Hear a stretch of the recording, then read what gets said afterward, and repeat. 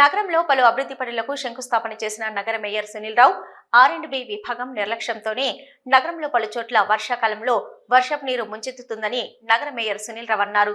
బుధవారం రోజున 21వ డివిజన్లో మంచినీటి పైప్లైన్ నిర్మాణానికి స్థానిక division corporator jungle Sagar municipal అధికారులతో కలిసి పనులకు శంకుస్థాపన చేశారు. ఈ సందర్భంగా మేయర్ సునీల్ మాట్లాడుతూ 35 లక్షల రూపాయల నిధులతో సుమారు 1400 మీటర్ల మంచినీటి పైప్లైన్ నిర్మాణం చేపట్టనున్నట్లు తెలిపారు. నగరంలోని వర్క్షాపు, మంచిర్యాల చౌరస్తా, రామ్నగర్ 2 టౌన్ ప్రాంతాలలో రోడ్ల భవనాల శాఖ ఆధ్వర్యంలో చాలా రోజుల క్రితం కల్వర్టులు నిర్మించారని, ప్రస్తుతం అవి శిథిలావస్థలో చేరుకున్నాయన్నారు. ఇక వెంటనే ఆర్&బి అధికారులు స్పందించి వాటి నిర్మాణాలను చేపట్టాలని, తద్వారా వర్షాకాలంలో రోడ్లపైకి నీరు రాకుండా ఉంటుందని వారు తెలిపారు. అదేవిధంగా నగరపాలక సంస్థ ఆధ్వర్యంలో రాబోవు కాలంలో మిగిలిపోయిన అభివృద్ధి కార్యక్రమాలను పూర్తి చేయనున్నట్లు వారు తెలిపారు.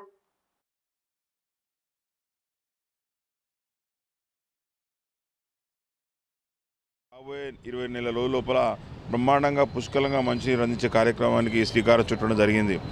అదేవిధంగా గతంలోనే చాలా రోజులుగా బాలాజీనగర్లో డ్రైనేజ్ వాటర్ సంబంధించిన సమస్య కూడా గౌరవ కార్పొరేటర్ గారు స్థానికులందరూ కూడా మా దృష్టికి తీసుకురావడం జరుగుతూ ఉన్నది.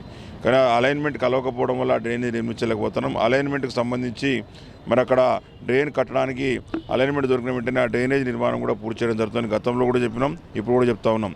ఇప్పటికీ సీతారాంపూర్లో దాదాపుగా ప్రతి గల్లీలో, ప్రతి వీధిలో కూడా మరి వాటర్ సప్లై పైప్ లైన్ వేసే కార్యక్రమం కొనసాగుతూ ఉన్నది. డ్రైనేజ్ నిర్మించే కార్యక్రమం కొనసాగుతూ ఉన్నది.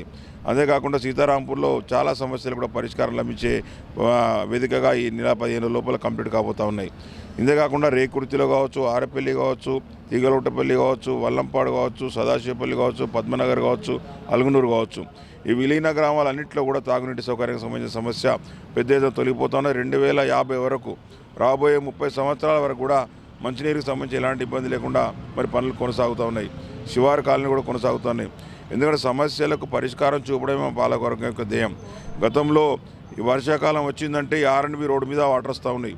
దానికి కారణం చాలామందికి తెలియదు. ప్రతి ఒక్కరు కూడా మున్సిపల్ నగరపాలక సంస్థలకు విమర్శిస్తారు. దీనికి కారణం ఆర్&బి డిపార్ట్మెంట్ వారు. గతంలో 30-40 సంవత్సరాల కింద కట్టినటువంటి కల్వర్టు చిన్నగా మారడం వల్ల వచ్చే వాటర్ దాని నుంచి పోకపోవడం వల్ల